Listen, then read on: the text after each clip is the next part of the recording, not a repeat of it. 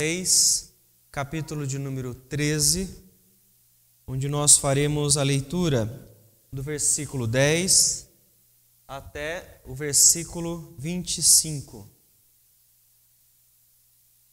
Segundo livro dos Reis, capítulo 13, vamos ler do versículo 10 até o 25.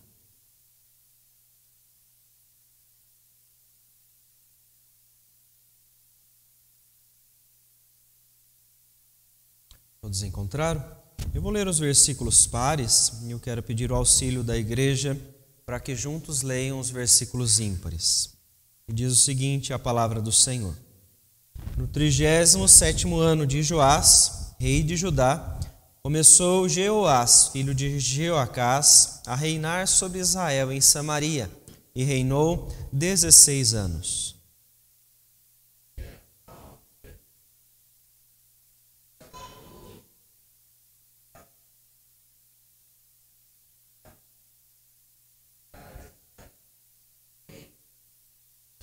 Quanto aos mais atos de Jeoás, e a tudo o que fez, e ao seu poder com que pelejou contra Amazias, rei de Judá, porventura não estão escritos no livro da história dos reis de Israel?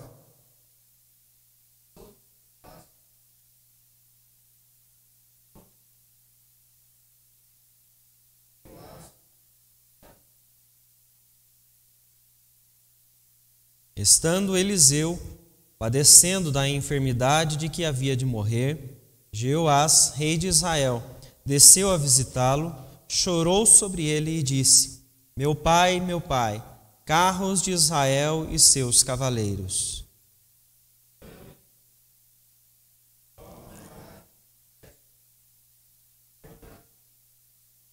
Disse ao rei de Israel: retesa o arco, e ele o fez. Então Eliseu pôs as mãos sobre as mãos do rei.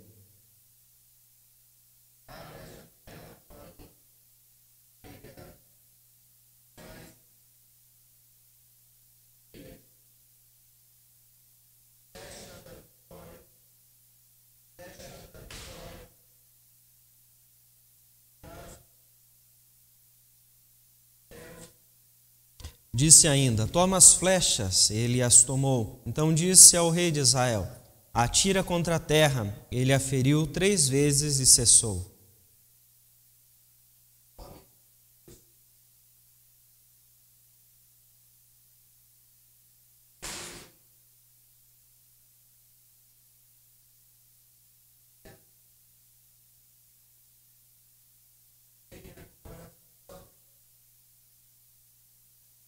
Morreu Eliseu e o sepultaram.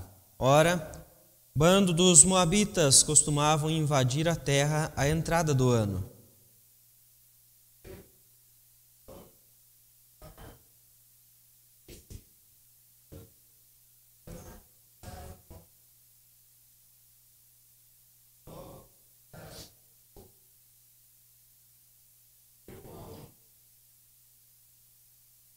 Hazael, rei da Síria, oprimiu Israel todos os dias de Jeoacás.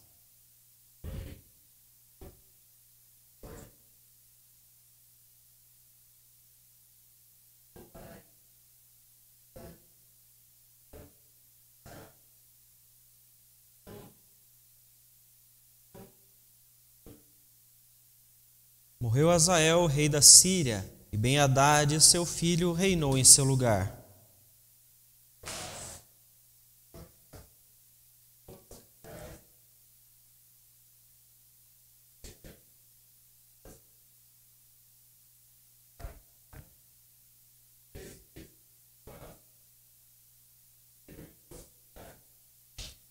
Meus irmãos, até este versículo, hoje através da história do rei Jeoás, nós vamos falar sobre a misericórdia divina. Peço que você feche os seus olhos para nós orarmos mais uma vez ao Senhor. Querido Deus, em nome de Jesus, e diante da Tua palavra, nesta porção que acabamos de ler, nós pedimos ao Senhor que nos abençoe.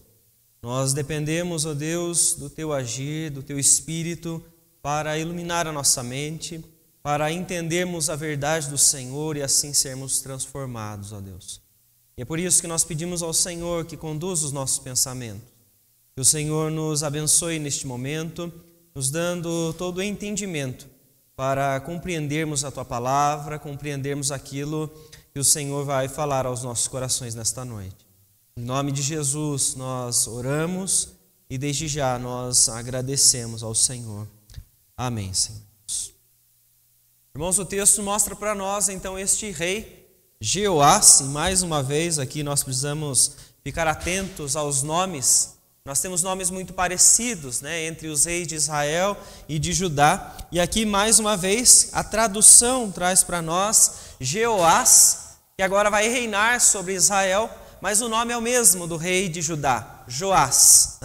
Nós temos aqui apenas uma tradução, talvez o autor o escolheu para diferenciar os dois. Então nós temos aqui Jeoás reinando por 16 anos sobre Israel, enquanto nós temos Joás, o neto de Atalia, que está ainda reinando sobre Judá. E é interessante de nós lembrarmos aqui a situação que está vivendo Jeoás em Israel.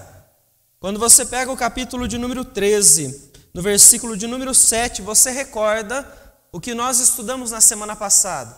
A situação que está vivendo Jeoás com Israel, quanto ao exército que sobrou para eles depois da última batalha. Texto no capítulo 13, versículo 7, então diz: E foi o caso que não se deixaram a Jeoacás do exército, senão 50 cavaleiros, 10 carros e 10.000 homens de pé, porquanto o rei da Síria os havia destruído e feito como pó, trilhando-os. Na semana passada nós falamos sobre esta história de Jeoacás, filho de Jeú. Ele então batalha contra os sírios e eles acabam vencendo, porém o Senhor permite que essa vitória aconteça, ainda desfazendo o poderio militar que Israel tinha. A expressão trilhando-os como pó mostra o quanto eles eram fortes e o quanto agora eles estão debilitados. Jeoás assume o trono de Israel com este exército debilitado, com este poderio militar enfraquecido para enfrentar quaisquer inimigos que viessem diante dele. E você pode ver então que a história de Jeoás vai do versículo 10 até o versículo de número 13 sem grandes detalhes.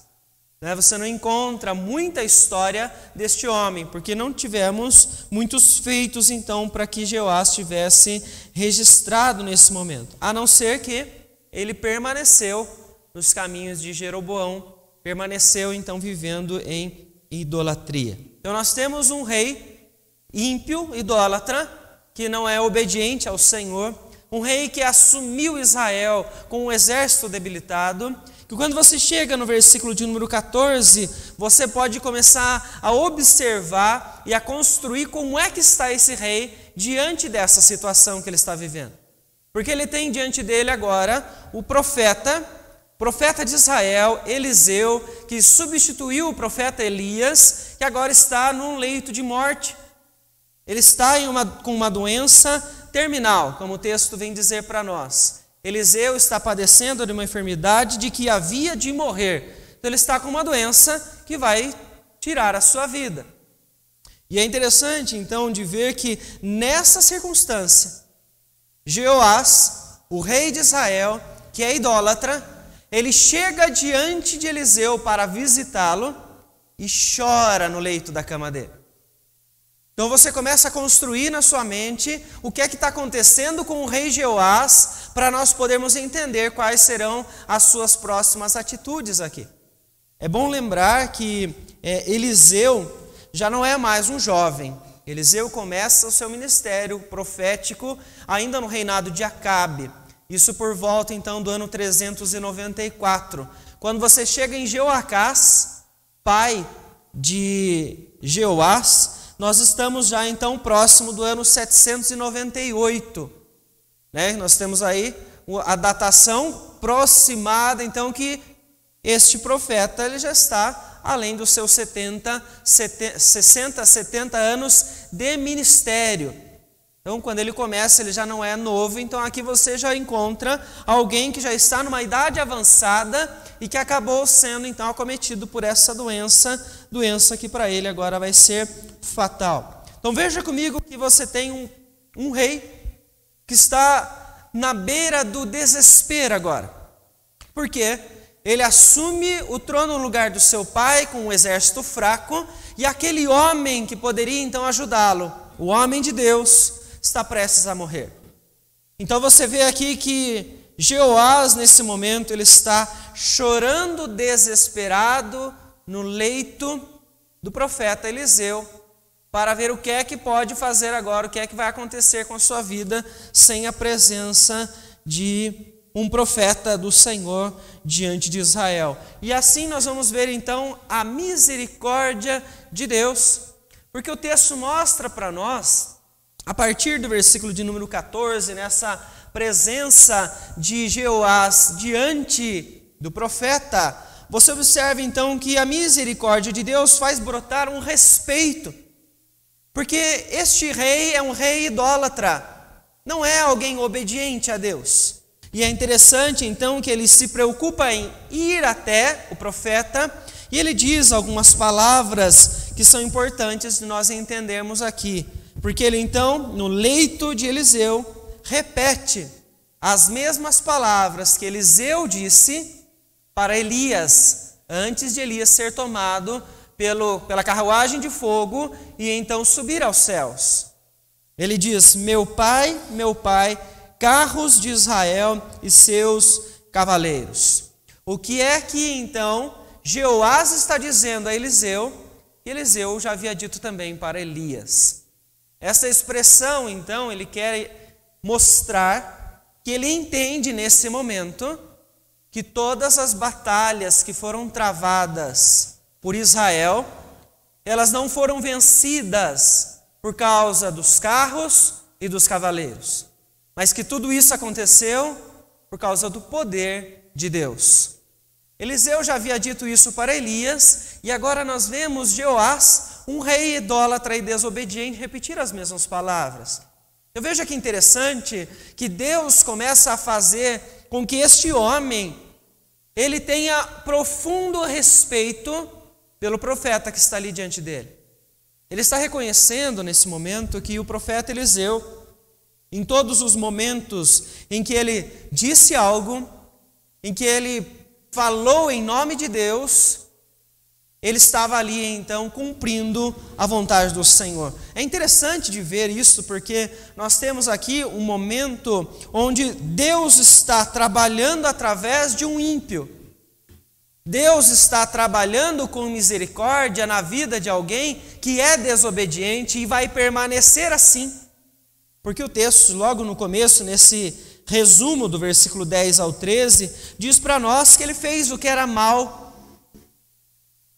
Ele fez o que era mal perante o Senhor. Então o fato dele chegar diante do profeta Eliseu, chorar e ainda reconhecer que todas as vitórias de Israel nesse período não vieram da força militar, mas vieram do Senhor, isso não significa nesse momento que esse homem está arrependido, que esse homem está nesse momento voltando então para o Senhor, para que ele possa obedecer.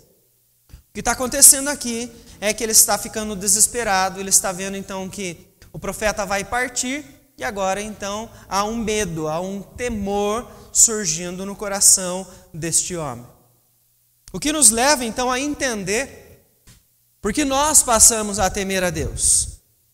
Por que nós começamos a olhar para Deus e então começamos a sentir, a viver de maneira que então optamos por uma vida de obediência, optamos por deixar a vida anterior, deixar algumas atitudes, porque Deus começa a se revelar a nós.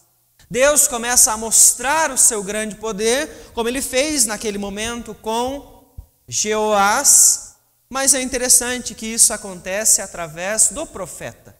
É através da figura deste homem que Jeoás começa a pensar que a presença de Eliseu trazia então a segurança a Israel, trazia a vitória às batalhas que eles estavam travando em todos aqueles momentos.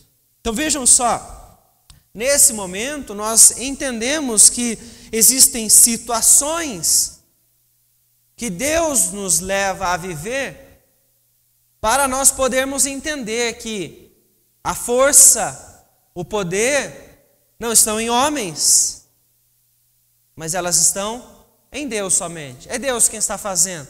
Por mais que Ele conceda autoridade às pessoas, como concedeu a Eliseu naquele momento, nós vemos então que Deus é quem estava agindo, é Deus quem estava concedendo então o poder para que Israel pudesse vencer em todos os momentos.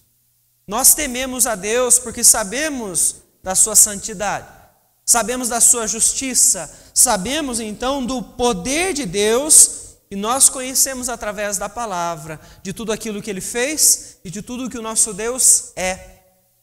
Isso faz então com que nós tenhamos este temor em nossa mente, em nosso coração. Jeoás nesse momento está imaginando, até aqui Eliseu estava conosco, antes Elias, realizando tantos milagres.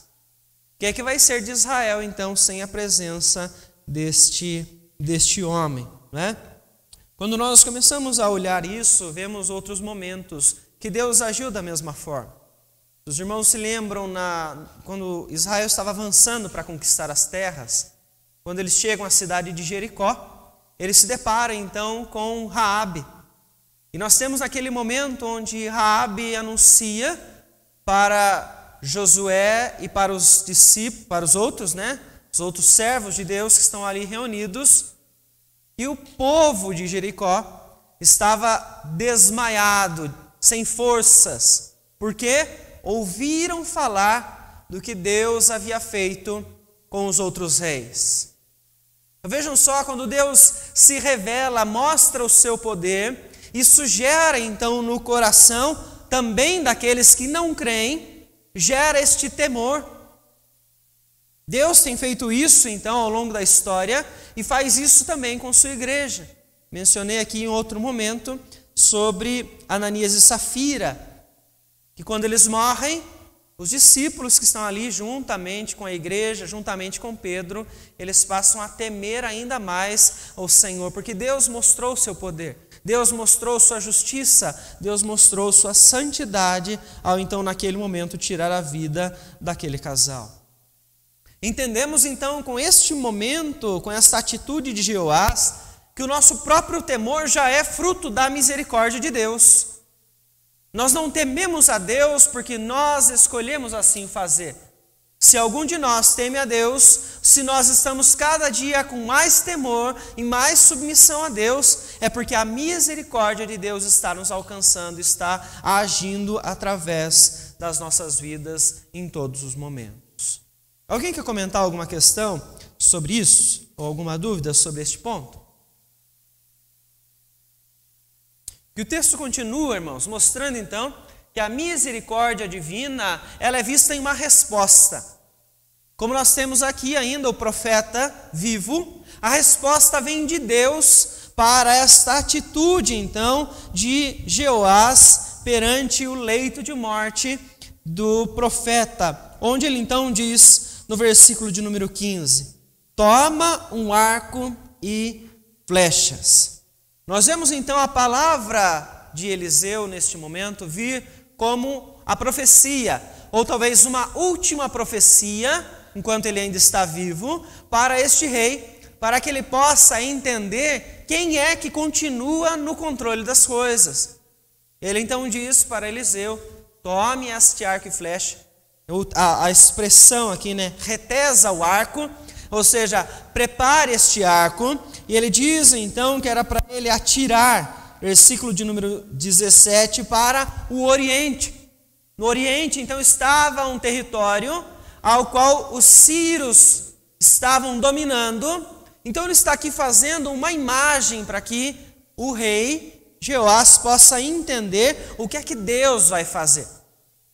Então ele está mostrando, né, de uma forma figurada aquilo que Deus vai fazer através do exército, mesmo que pequeno, de Israel. E a ordem dele nesse momento é atira. Simplesmente isso. retesa o arco e atira. Mas é interessante que Eliseu havia dado a ele uma ordem muito clara, não é? Ele diz então, flecha da vitória contra os círios, porque ferirás os círios em Afeque até os consumir. E é interessante então que ele dá uma ordem para Jeoás para que atire, repete mais uma vez, atira as flechas, mas nós vemos então que ele obedece. Jeoás obedece a palavra de Deus, vinda pelo profeta nesse momento. E é na obediência que ele começa a entender de onde virá então a libertação de Israel. Israel está sendo oprimida aqui pelos círios. Mas é interessante então que ele atira as flechas, mas o texto mostra para nós que ele atira 3 flechas e para de atirá-las. Versículo de número 18 diz isso para nós. Então o profeta fica indignado com ele. Por que ele fica indignado?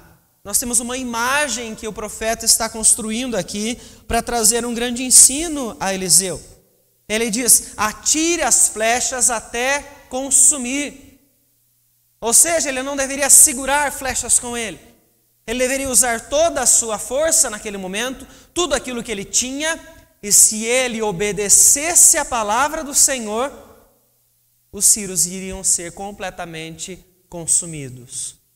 Porém, ele segura, ele não atira 5 ou 6 flechas, ele atira apenas 3.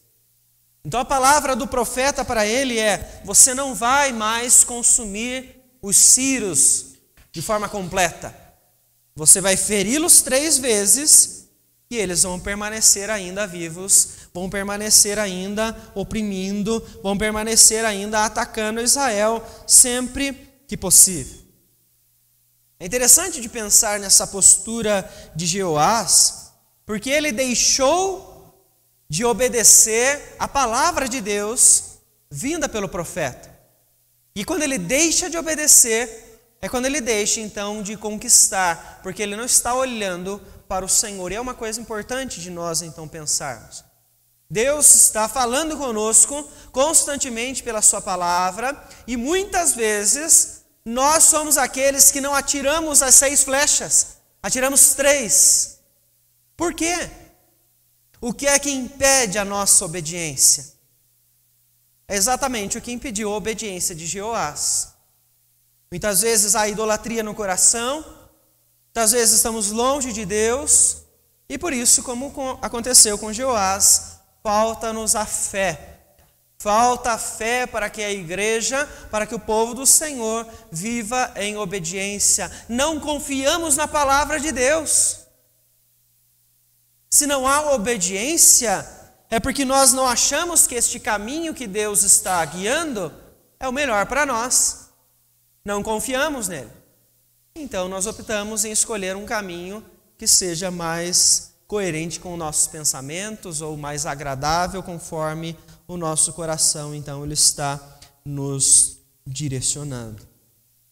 Precisamos então observar que a misericórdia divina, ela vem diante de nós em todos os momentos pela sua palavra. O problema é que nós muitas vezes não a ouvimos. Nós não estamos atentos com o que Deus está falando pela sua palavra, com o que Deus está fazendo através da sua palavra nas nossas vidas e também na vida daqueles que estão ao nosso redor.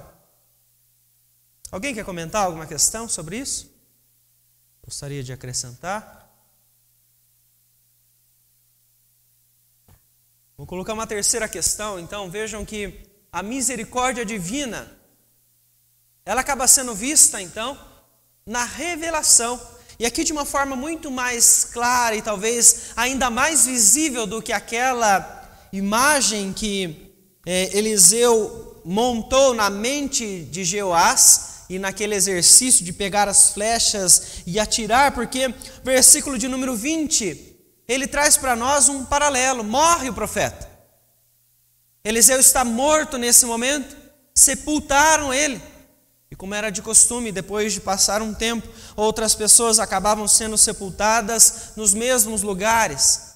E o texto diz para nós, então, no versículo de número 20, que os moabitas costumavam invadir a terra em certo momento do ano. E quando eles estavam enterrando um homem, o bando dos moabitas se aproxima e o que eles fazem com aquele corpo? Eles lançam aquele cadáver onde estavam os ossos. Vejam só o tempo que se passou. Os ossos de Eliseu estão ali. E quando aquele cadáver toca nos ossos de Eliseu, aquela pessoa, aquele cadáver que havia sido lançado ali naquele momento, ele ressuscitou. Ele se levanta. Aquele homem volta à vida simplesmente por tocar nos ossos de Eliseu. É interessante de olhar o que está acontecendo aqui e o porquê desse paralelo. Por que falar dessa história? Por que inserir esse detalhe? Porque nós temos aqui um milagre de Deus acontecendo. Vejam só que a ressurreição, os momentos, não estão restritos ao Novo Testamento, que às vezes nós lembramos mais deles, né? Você lembra lá da ressurreição de Lázaro, você lembra da ressurreição da filha de Jairo. Nós temos o Antigo Testamento já trazendo referência concreta de ressurreição. Mas por que isso acontece aqui? Nós temos que lembrar então que existe um motivo pelo qual Deus realiza milagres. E isso desde o Antigo Testamento. Veja então que aqui nós temos um homem que era a boca de Deus, levantado pelo Senhor, ungido por Elias. Nós temos nesse momento aqui este homem morto, mas ainda sendo usado por Deus. O poder de Deus ainda está através de Eliseu. Talvez o último ato, talvez o último momento em que Deus vai agir através do profeta Eliseu, mesmo depois da sua morte. Qual o propósito disso? Ele está revelando a sua misericórdia divina. Por quê? Porque através de Eliseu veio a palavra do Senhor para o rei. Pegue o arco, pegue a flecha, aponte para o oriente, solte essas flechas, que isso vai então levar com que você ganhe esta vitória. Vai consumir o exército. Eliseu havia dito uma palavra para o rei. Deus está mostrando nesse momento para o rei Jeoás: o profeta está morto, mas o Deus a quem esse profeta servia continua ativo, continua com o seu mesmo poder, continua com a sua graça e continua com a sua misericórdia e fidelidade. Ele está mostrando através dessa ressurreição que a palavra de Deus dita por Eliseu ainda vai se cumprir. Não é pelos homens que o poder de Deus vem, não é por causa dos homens. Nós vemos naquele momento que ele era apenas um instrumento, que ele não está mais ali, mas Deus continua agindo. Interessante de vermos então um feito, tão grandioso como esse. Ressurreição no Antigo Testamento. Já havia acontecido isso em outro momento, no tempo da monarquia, mas há uma referência à ressurreição muito antes. Quando nós temos então Abraão falar sobre isso. Não de maneira clara para nós no Antigo Testamento, mas através do autor aos Hebreus. O autor aos Hebreus, no capítulo de número 11, versículo de número 19, ele vem dizer então sobre o momento em que Abraão ele oferta Isaque para que ele seja sacrificado. E o autor aos Hebreus, ele diz, capítulo 11, versículo 19, porque considerou que Deus era poderoso até para ressuscitá-lo dentre os mortos, de onde também figuradamente o recobrou. O autor aos Hebreus está mostrando para nós que quando Abraão, ele então oferta o seu filho, para que ele seja então levado como um holocausto naquele momento, onde Deus traz a ele um substituto, ele diz então que Abraão já estava fazendo aquilo porque acreditava no poder de Deus para ressuscitar o seu filho. Vejam só que interessante, então, como é que Deus revela a sua misericórdia desde o início da história. Mas é interessante de ver nesse momento que o milagre realizado através dos ossos de Eliseu tem o mesmo propósito de todos os outros milagres que Deus já realizou na história.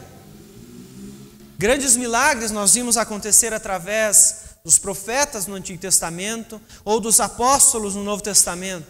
Ou milagres são realizados até hoje, através das orações da igreja. Tudo isso para reforçar a importância da palavra dita pelos profetas, pelos apóstolos ou pela igreja.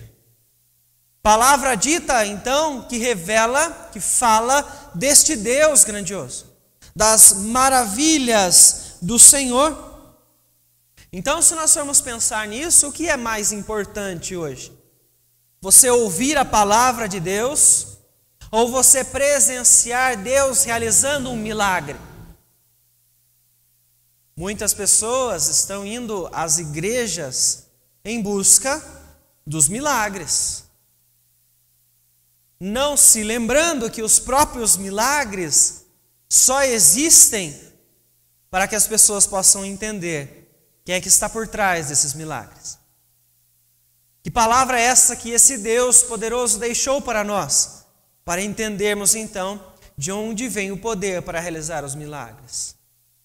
O que mais importa para nós não são os milagres, mas o Deus que os realiza. E a sua palavra que Ele deixou para revelar a nós quem Ele é. Quão Ele é misericordioso para com os pecadores, com aqueles que não são dignos de qualquer ação de bondade. Alguém quer comentar alguma questão sobre este ponto?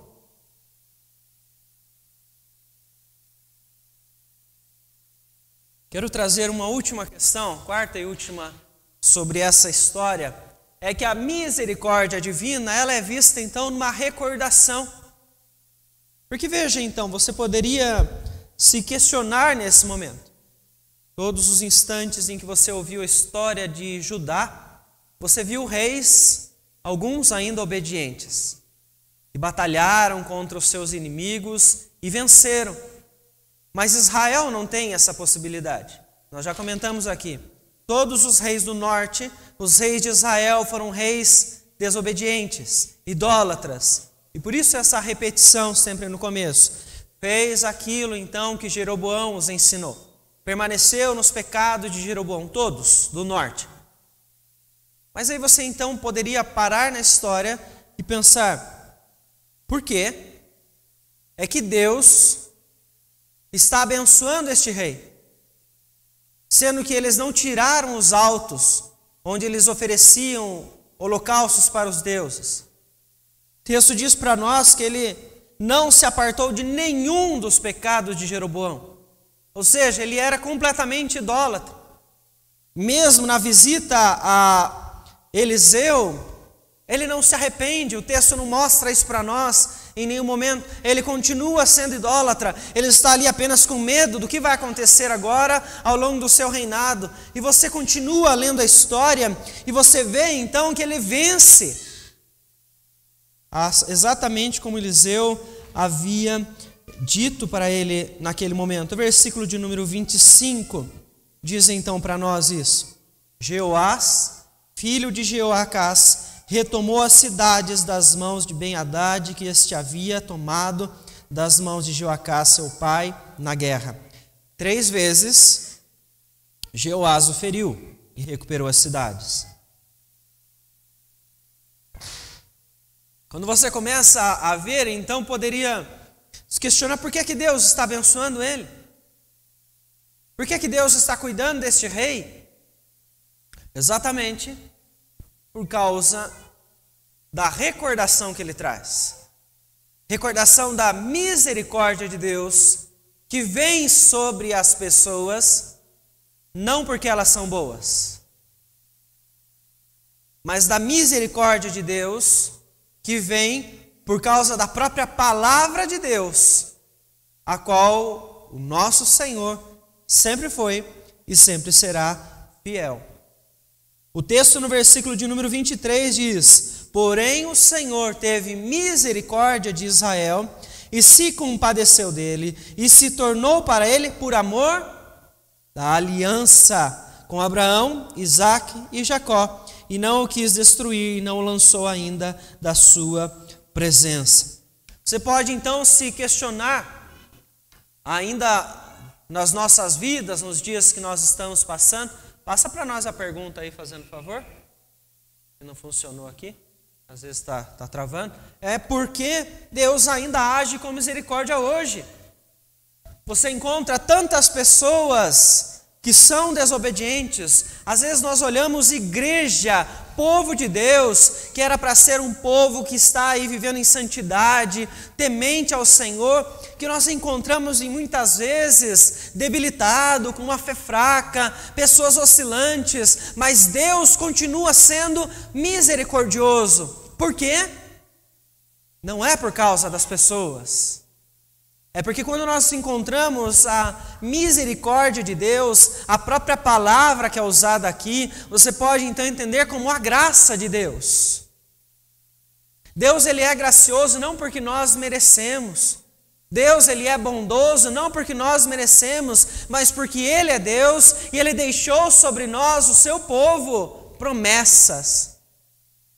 Promessas então que estão debaixo da aliança que ele escreveu ao longo de toda a história. Aliança que inicialmente com Abraão, Isaque, com Jacó. Aliança que ele refaz então depois com Moisés. Aliança que ele tem com a sua igreja hoje através do sangue de Cristo Jesus. Veja o quanto que é importante você olhar para a palavra e lembrar então que Deus cuida de nós, age com graça, não por causa de nós, mas por causa do que Ele mesmo fez ao longo de toda a história. Nós servimos a um Deus fiel, a um Deus justo, a um Deus que é santo. Se Deus agisse ao longo da história, iniciando, vamos pensar em Israel, com Israel, conforme Israel merecesse, o povo já não existiria mais. Foi um povo murmurador, um povo que reclamou enquanto Deus libertou, um povo que desobedeceu enquanto Deus deu vitórias. Por que que ele cuidou então? Porque ele tinha a sua palavra, da sua aliança. Quando ele escreve, você vê a palavra através do profeta Oséias, ele fala sobre essa longanimidade de Deus. Deus, ele é paciente, Deus, ele é misericordioso, porque se ele não fosse, o povo dele já havia sido exterminado, por causa da desobediência à lei. Quando nós olhamos para a nova aliança, a igreja existe da mesma forma. Se você olhar para um âmbito geral, a igreja brasileira não é uma igreja obediente. Se você for olhar ela de uma forma geral, não é uma igreja submissa. Aqueles que se dizem crentes, eles na maior parte das vezes, eles são meio crentes. Quando estão dentro da igreja, quando saem da igreja, eles esquecem que eles devem continuar servindo ao Senhor, prestando um culto racional. Se fosse por merecimento, irmãos, nós deveríamos viver aquilo que viveu Ananias e Safira. Porque nós conhecemos a verdade. Nós conhecemos a palavra. Conhecemos as promessas. Por que é que nós estamos aqui, então? Por que é que a igreja está com as portas abertas? Não é porque nós merecemos. Não é porque nós somos bons. Mas é porque Deus é fiel às suas palavras. Porque Deus continua sendo gracioso, longânimo e misericordioso para com as nossas vidas, para com a igreja dele. O Senhor, portanto, ele vai permanecer assim para sempre. Por isso nós precisamos mudar o nosso ponto de vista e não fazer como Jeoás fez. Olhava para homens, não olhava para Deus. Quando os homens começaram a sair do seu caminho, homens de Deus, Ele entrou em desespero porque ele estava olhando apenas para o profeta. A igreja do Senhor, ela precisa parar de olhar para os homens. Ela precisa parar de depositar a sua esperança em homens, em governos. Ela tem que olhar somente para o Senhor. Os homens vão passar, irmãos. Os homens são falhos. Os homens são limitados, mas Deus não. Deus permanecerá reinando para sempre. Deus continuará sendo o mesmo em todos os momentos, por toda a eternidade. Irmãos, nós precisamos então analisar algumas questões, que o temor do Senhor surge em meio a condições permitidas pelo próprio Deus para moldar a nossa fé. O Senhor está conduzindo a sua igreja, e a igreja precisa ficar muito atenta com relação a isso. Nós não estamos sendo conduzidos na história por um acaso. Deus está cuidando de nós. Deus está moldando os nossos corações. Se nós não abrirmos os nossos olhos, nós vamos nos esquecer que o Senhor é soberano e vamos passar a viver em pecado.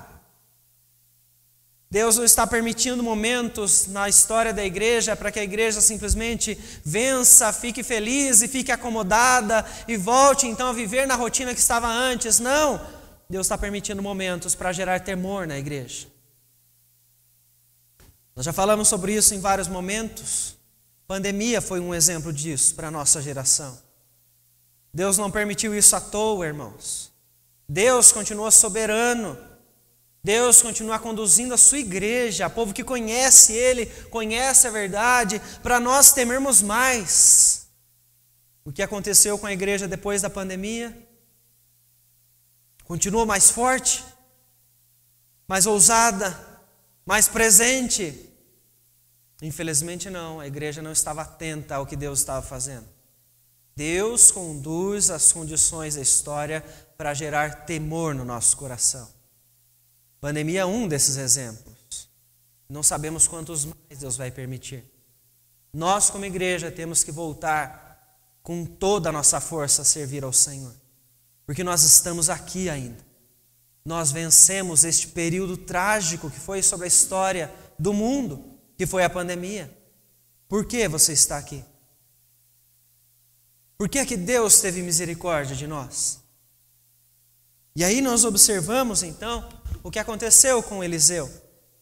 A obediência de Eliseu é um grande exemplo para o rei. O rei Jeoás olhava para o profeta. Estava errado de depositar sua confiança total em Eliseu, mas ele era um grande exemplo. E nós vemos então que através de Eliseu grandes coisas Deus fez. Continuou fazendo até na sua morte, depois da sua morte. Um caso específico. Deus agiu através dos ossos daquele homem. E nós precisamos lembrar então que se nós estamos vivendo condições para que o temor brote no nosso coração, é porque Deus quer usar as nossas vidas. Nós não estamos vivos aqui por um acaso, meus irmãos. Nós estamos vivos aqui pela misericórdia de Deus, porque Ele quer usar a vida da sua igreja. Porque Ele quer, portanto, mostrar às nações quem é o Deus de Israel. Quem é o Deus Todo-Poderoso, que é soberano sobre a história. Por isso nós temos que entender que o desespero, como estava vivendo Jeoás naquele momento, pode ser preenchido pela promessa da vida eterna. As promessas de Deus vieram através de Eliseu naquele instante para um rei desesperado. Se nós estamos aqui, nós temos as palavras de vida eterna para compartilhar com as pessoas, para que elas saiam do desespero, para que elas venham para junto de Deus, para que elas então possam servir ao Senhor. Mas para isso, nós precisamos de uma igreja que esteja disposta. Precisamos de uma igreja forte, uma igreja que tema ao Senhor que a chamou. Irmãos, última questão que eu gostaria de destacar aqui, através dessa história, que é a doutrina da ressurreição, como nós falamos. Ela é encontrada desde o Antigo Testamento e ela em todos os momentos ela aponta para Cristo. Ela não aponta, portanto, para aqueles homens. Não apontou para Eliseu, não apontou para Abraão naquele instante pela sua fala, não apontou para os apóstolos. Ela aponta para Cristo, porque todas as ressurreições que você encontra desde o Antigo Testamento, elas não fizeram aqueles homens ou mulheres permanecerem vivos para sempre. Eles morreram de novo. Por quê?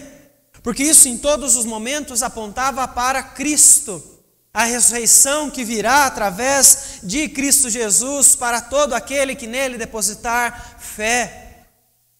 Por isso nós vemos a misericórdia de Deus sendo revelada nessa história, que nos ensina a nos levantarmos como igreja para falar sobre ressurreição.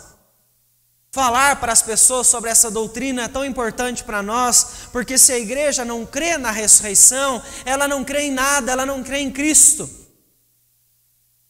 Somos os mais infelizes de todos os homens, como diz Paulo na sua carta aos Coríntios, se para nós a vida acaba com a morte. A doutrina da ressurreição ela é fundamental para a igreja, ela é fundamental para a nossa fé. Portanto, eu desejo que Deus te abençoe para que você jamais venha se esquecer da misericórdia de Deus, que permite nós entendermos a sua palavra, entendermos esta doutrina e assim podermos com força e ousadia anunciar a Cristo, anunciar a verdade, motivo pelo qual nós estamos ainda aqui nesta terra, para revelar às pessoas pela palavra a verdade do nosso Senhor, para que muitos ainda tenham esperança, para que muitos possam voltar ao Senhor e servi-lo assim como nós o fazemos.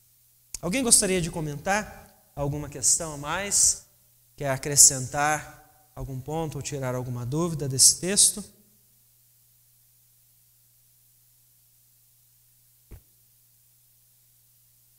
Quero convidar os irmãos, então, nesse momento.